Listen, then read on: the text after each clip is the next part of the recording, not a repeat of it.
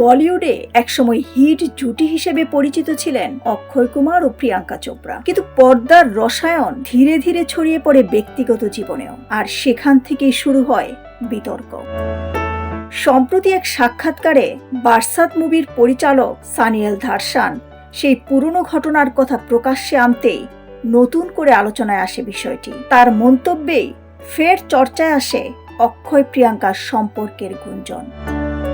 শোনা যায় প্রিয়াঙ্কার সঙ্গে অক্ষয়ের ঘনিষ্ঠতার প্রভাব পড়তে থাকে তার ব্যক্তিগত জীবনেও। বিষয়টি এতটাই আলোচনায় আসে যে স্ত্রী টুইঙ্কেল খান্না বিরক্ত হয়ে ওঠেন। এই পরিস্থিতিতে খিলাড়ি কুমার অক্ষয় নিজেই নাকি পরিচালকের কাছে অনুরোধ করেন তিনি যেন ছবি থেকে সরে দাঁড়াতে পারেন, যদিও তখন শুটিং অনেকটাই শেষ। পরিচালক পরে জানান গুঞ্জনের দায় মূলত অক্ষয়েরই নেওয়া উচিত, কারণ তিনি তখন বিবাহিত ছিলেন। অন্যদিকে প্রিয়াঙ্কাকে তিনি দোষারোপ করেননি, ফলে ছবিতে অক্ষয়ের জায়গায় নতুন করে শুটিং শুরু করেন ববি দেওল।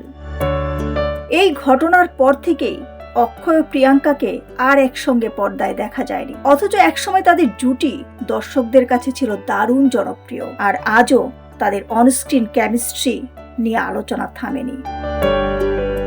দিলরুবা খান, বিনোদন ডেস্ক, সোনালী নিউজ।